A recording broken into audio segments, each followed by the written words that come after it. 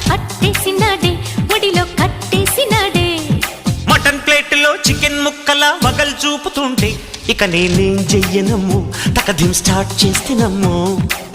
అణువణు ఆవిరి అదో తీపి తిమ్మిరి భయపడకే సుందరి తప్పదమ్మ నా గురి